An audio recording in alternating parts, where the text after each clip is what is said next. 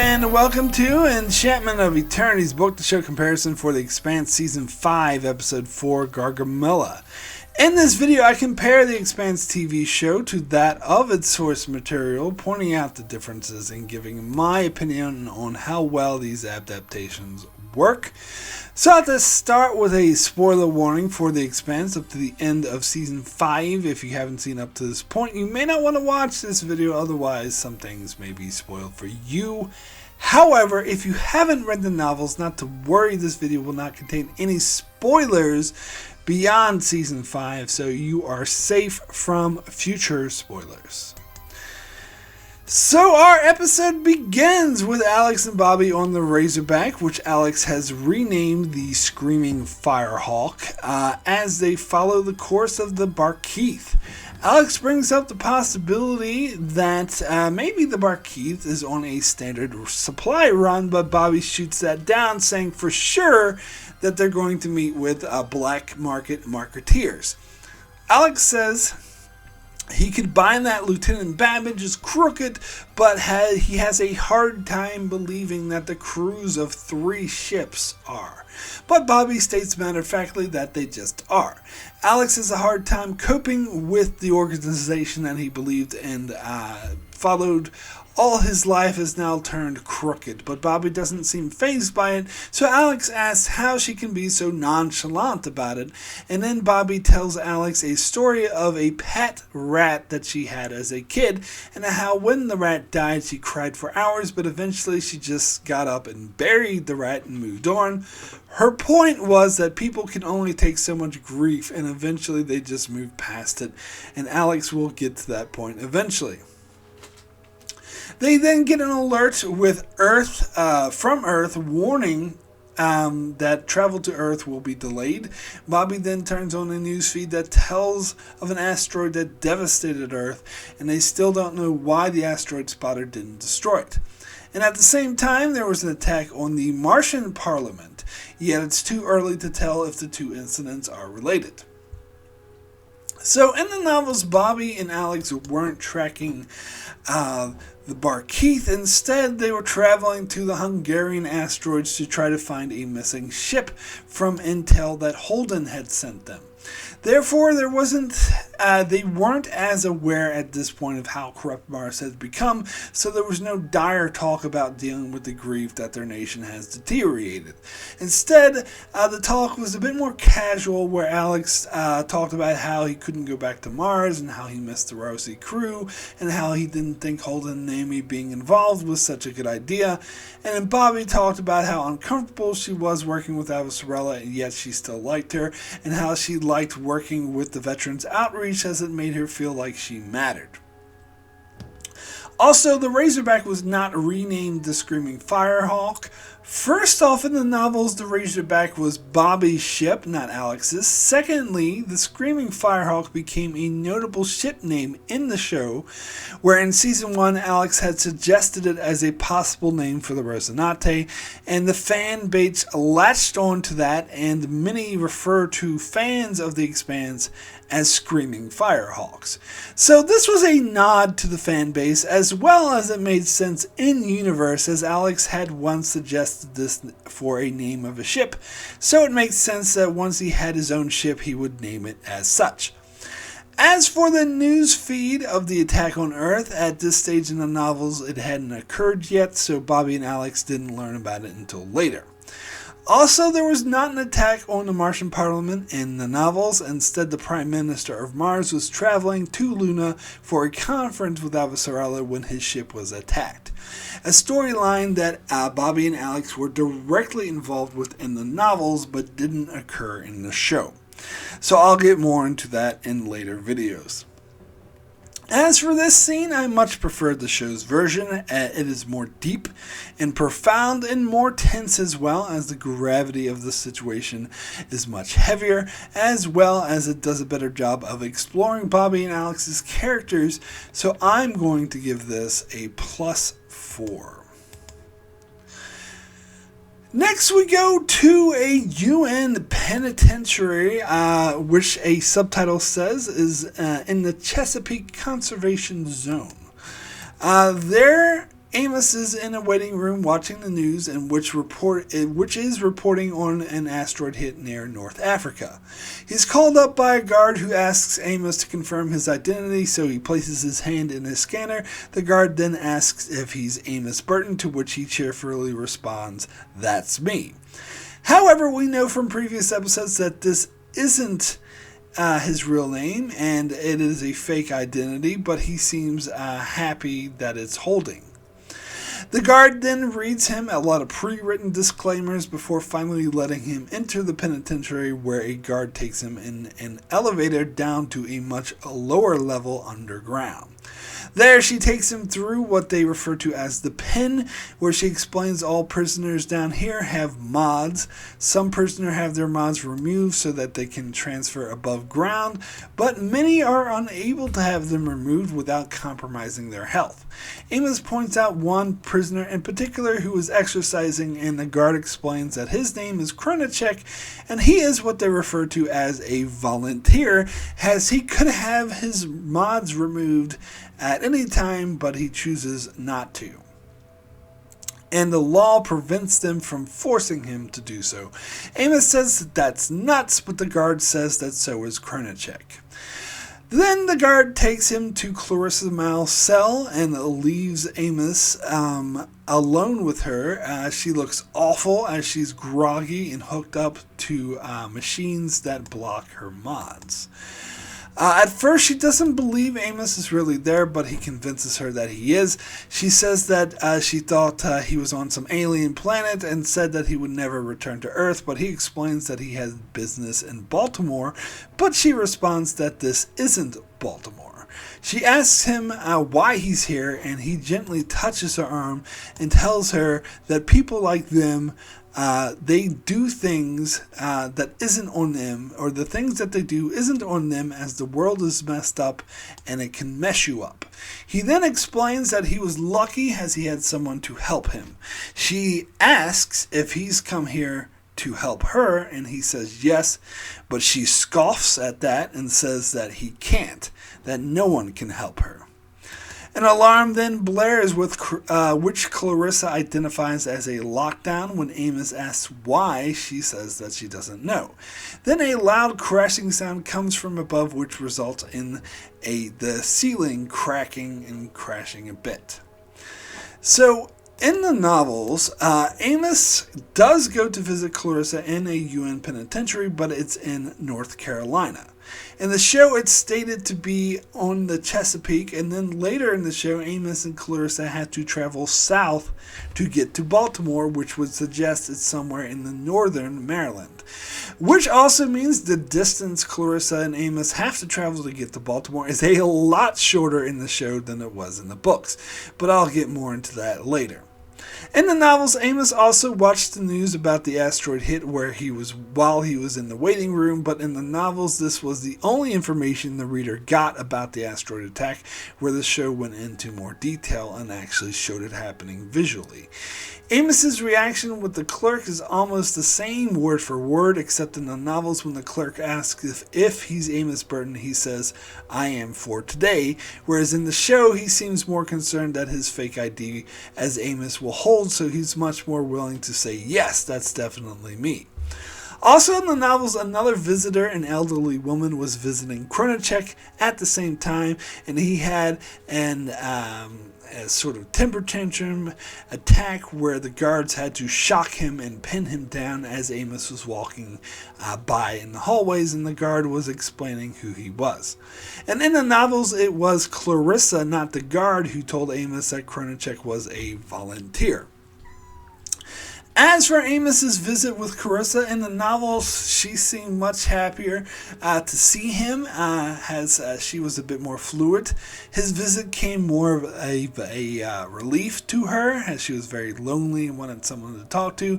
And Amos explained his adventures on Ellis over the course of 45 minutes, rather than just 2 sentences as in the show. Also in the novels, it was Clarissa who reached out and held Amos's hand, and he was actually rather uncomfortable by the action, but pretended not to be by thinking of what name he would do in this situation, and he tried to mimic her in order to bring comfort to Clarissa, who was very happy to see him. The lockdown occurred in the novels as well, but there wasn't a crack in the ceiling as there was in the show. The asteroid didn't hit on land, it hit the Atlantic Ocean, so they were more concerned about tsunami as the guard came in and explained that the lockdown would last until they were sure that there wouldn't be any more asteroid hits. As the second one hit, they knew it was an attack. Amos convinced the guard to put on the news for him, and Clarissa was in awe that anyone would dare to throw rocks at Earth because it can't be replaced, but Amos argued that with the ring gates now open, it kind of can.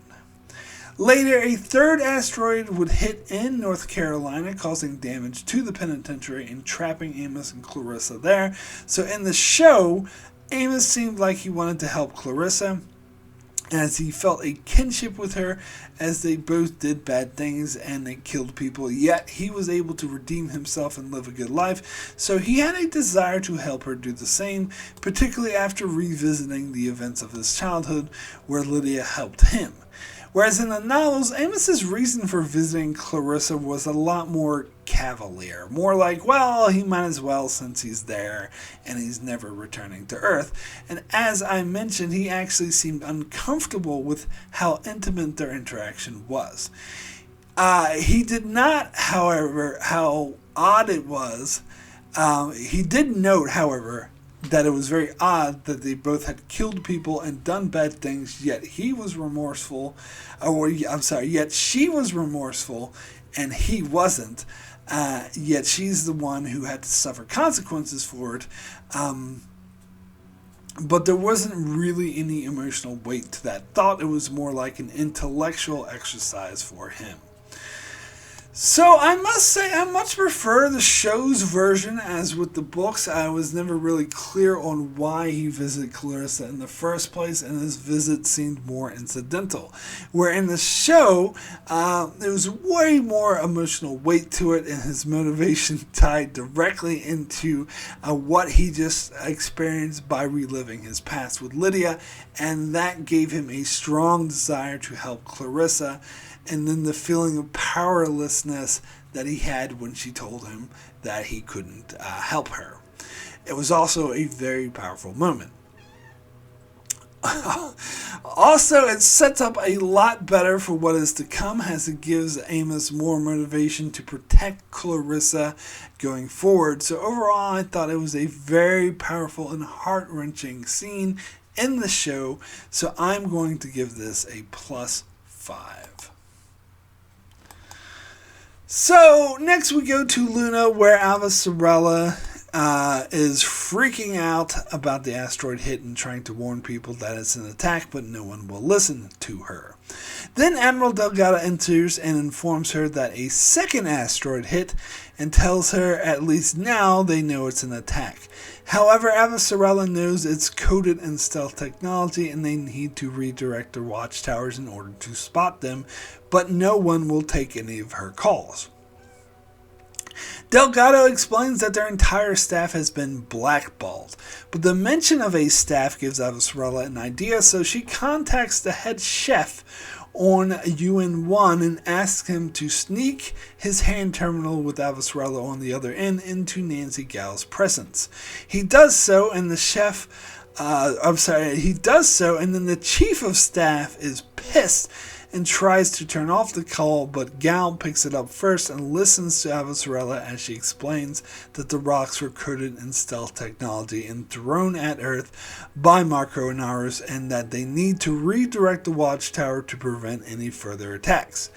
Nancy Gal then forcefully orders that they do so, and while her orders are being carried out, she thanks Avasarala as she might have just saved Earth.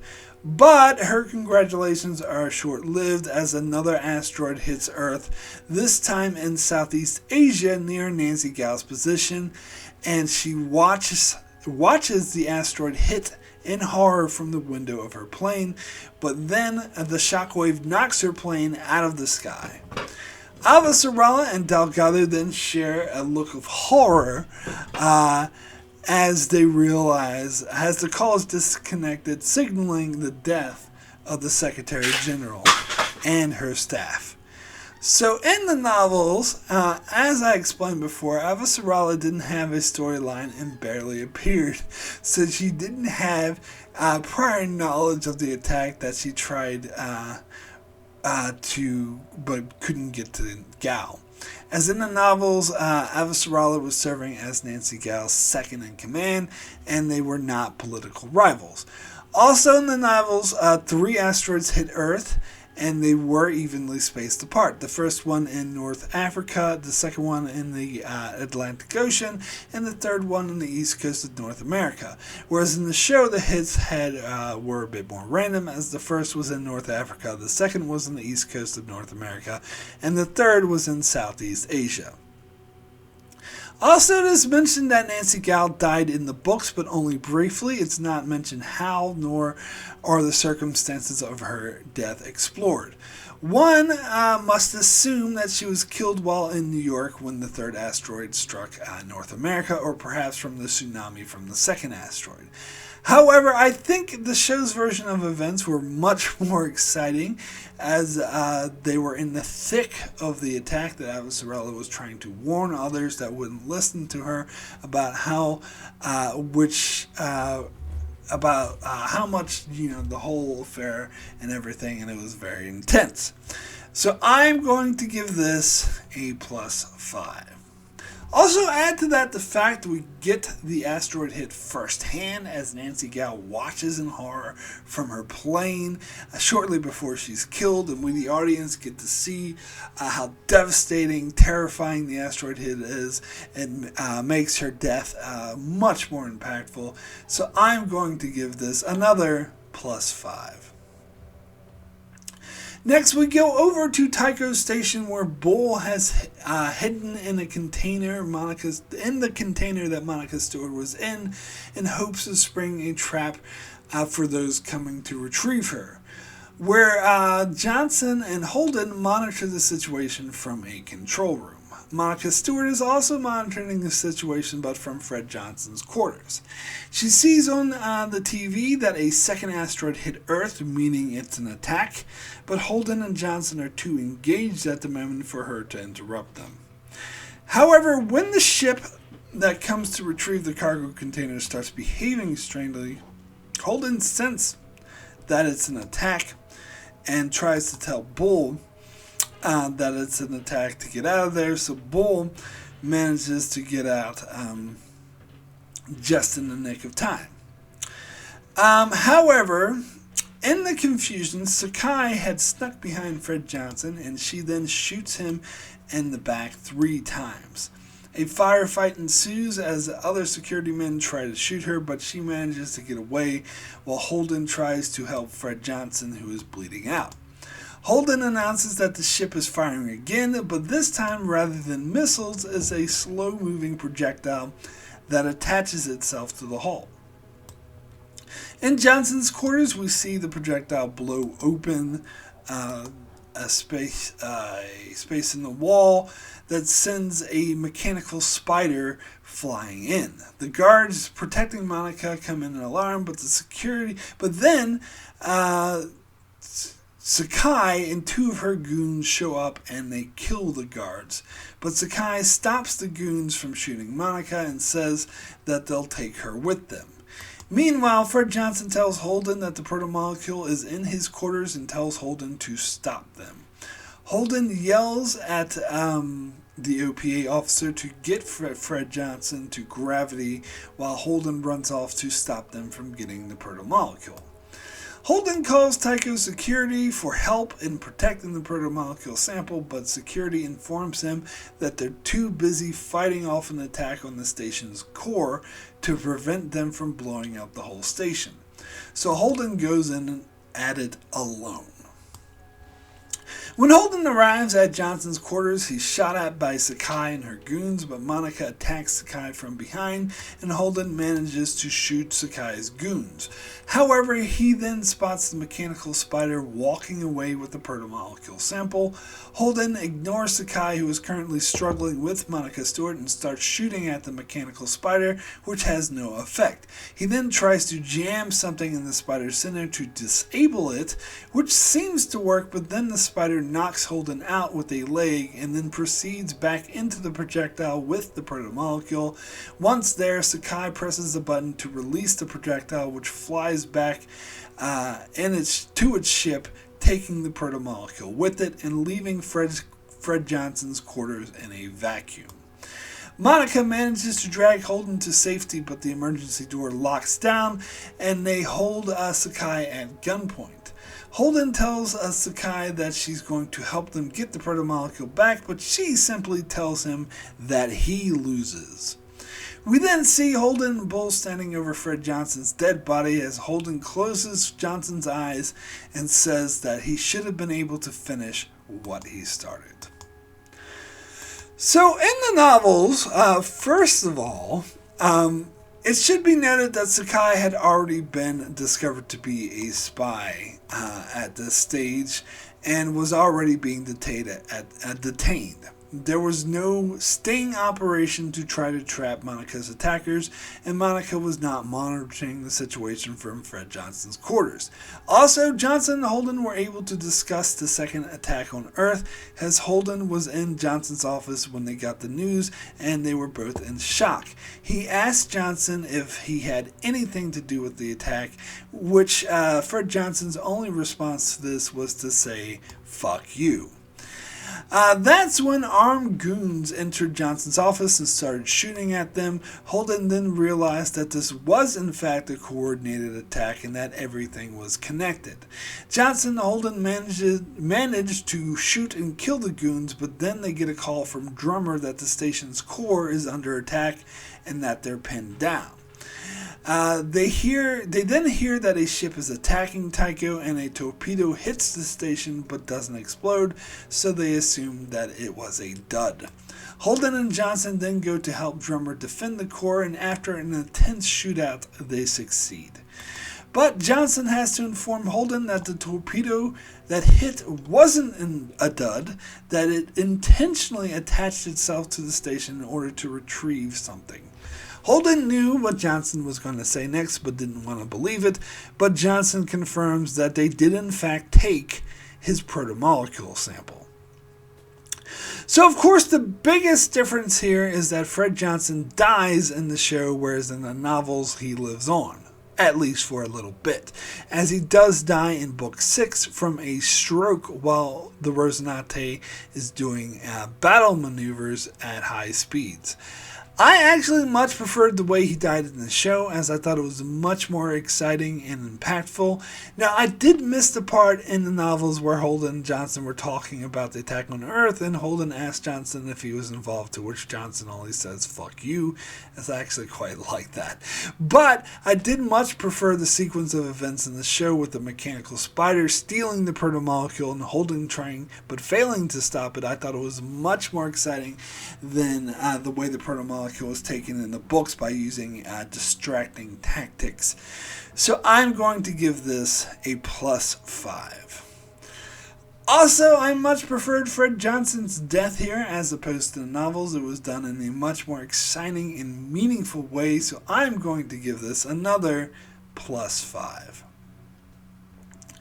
We then go back to Luna where Delgado reports to Avasarala that the devastation on Earth is bad. He then tells her that he feels guilty as he didn't do enough to prevent this, that he was being a coward. Avasarala doesn't disagree with him, but tells him that it isn't important now. What is that they're going to deal with the aftermath. Delgado then takes Avasarala to a military bar where everyone is gathered to grieve over what happened. She tells him that misery loves company, and he responds that so does hope. He then informs her that the Watchtower has locked on to a new asteroid. Then everyone gathers at the window to watch the asteroid as it approaches Earth and then is destroyed by Earth's defenses, and everyone sighs in relief. So in the novels, obviously, we don't get a scene like this, as Avasarala wasn't a viewpoint character, but the major difference is the storyline with the Watchtower. As far as I can tell, having a Watchtower that could detect stealth technology wasn't a thing in the books, and instead the UNN had to call back its entire fleet around Earth in order to protect it, and it was the fleet that were shooting down any asteroids headed to Earth. This also had the effect of disabling UNN's entire fleet, as they had to stay around Earth to protect it, which gave Marco and Naros free range of the outer planets, a change that will affect how things in the show play next season, as UNN ships are free to move around in this scenario. An aspect I'm not a huge fan of, because I did like the dynamic in the books, that the entire UNN fleet was stuck protecting Earth, which rendered them useless to stop the Free Navy. However, I did enjoy the scene more as it humanized the situation in a way that it wasn't in the books, and we got to see people's reactions to further asteroids being destroyed, so I'm going to give this a +2. Next, we go over to the Czechoslovakia, where Naomi is still being detained and she demands to know where she's being taken. Philip shows her an image of a Martian warship on screen and tells her there. She then is brought on board a ship called the Pella that Marco Inaros commands. Naomi tells him that she never wanted to see him again and demands to know why he brought her there. Marco explains that it wasn't his doing, that Philip took it on himself to bring her there, as he needs his mother. Naomi tells him that he hasn't changed, but he says that he has, and then shows her the destruction that he's wrought on Earth. Naomi is appalled and tells him that he's killed millions, and when Marco explains that Philip helped him accomplish this goal, she accuses him of turning their son into a killer, but he says that all they did is help free their people. He then tells his goons to put Naomi in a crew's quarter, and then tells her welcome home before she's dragged away. Naomi screams and pounds at the door to be set free, but no one listens.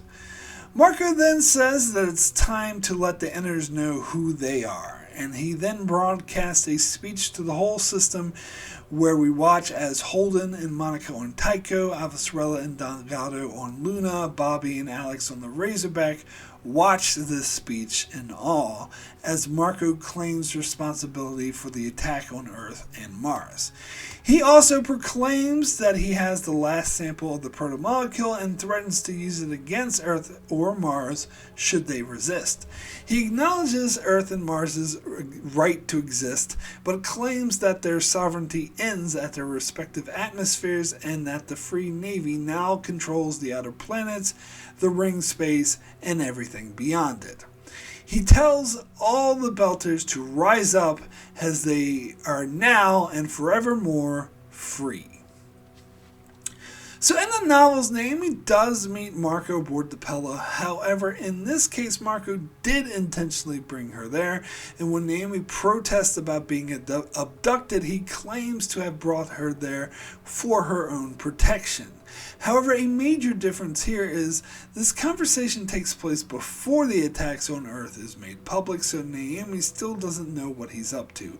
He gives her a speech about how the discovery of the ring gates signifies the death of all Belters, as they are no longer needed and cannot colonize the new worlds, as only 2/3 of Belters can survive on a planet with a Earth-type atmosphere and gravity, and even with special treatment. But in addition to that, special treatment is being withheld in favor of colonizing efforts, so in actuality a lot less of them will actually get to live on these new worlds, so it signifies the death of all Belters.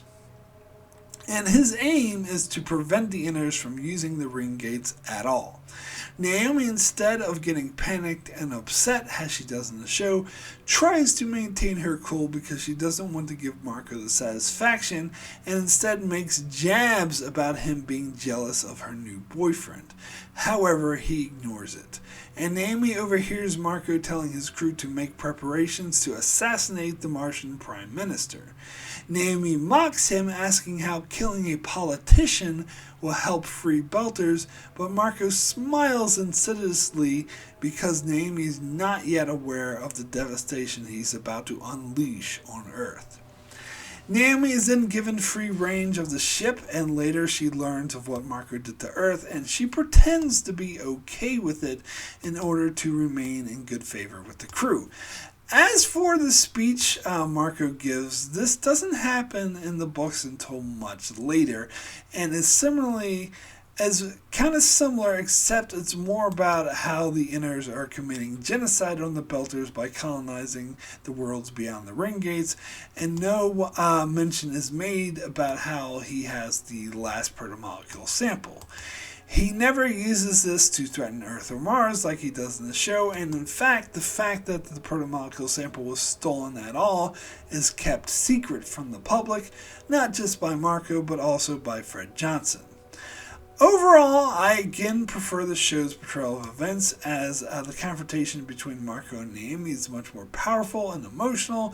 Seeing Naomi scream at the door to be let go was an amazing performance that gives me chills. But more to the point, Marco's speech was more powerful and poignant in the show, and I think it was a better idea to move it up to have the speech occur right after the attack. It made it a much stronger blow. The one thing from the novels I do miss, however, is how Marco mentions how the ring gates are like genocide to the Belters, and that he intends to not let anyone pass through them. This was left out for some reason, I'm not sure why. In the show he does mention that the Inners are going to use the ring gates to further oppress the Belters, but to me that's not quite the same thing, so I did kind of miss that.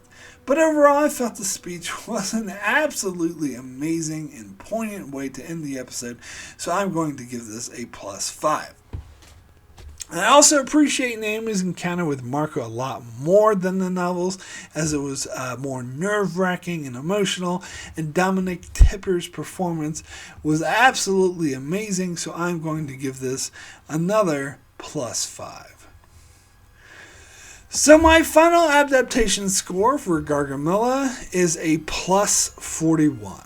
Overall, a very powerful episode and an amazing adaptation where I think they actually managed to improve upon the source material a lot and make this episode a lot more impactful and emotional than it was in the novels. An overall amazing episode. So that's it for my book-to-show comparison for episode 4 of season 5 of The Expanse. I shall be back in a couple of weeks with my book-to-show comparison for episode 5 of season 5, so be sure to keep an eye out for that. Also check out my channel as I cover many other shows like Star Trek, Breaking Bad, The Outer Limits, and more. So be sure to subscribe so you can keep up with all of that. And thanks a lot for watching.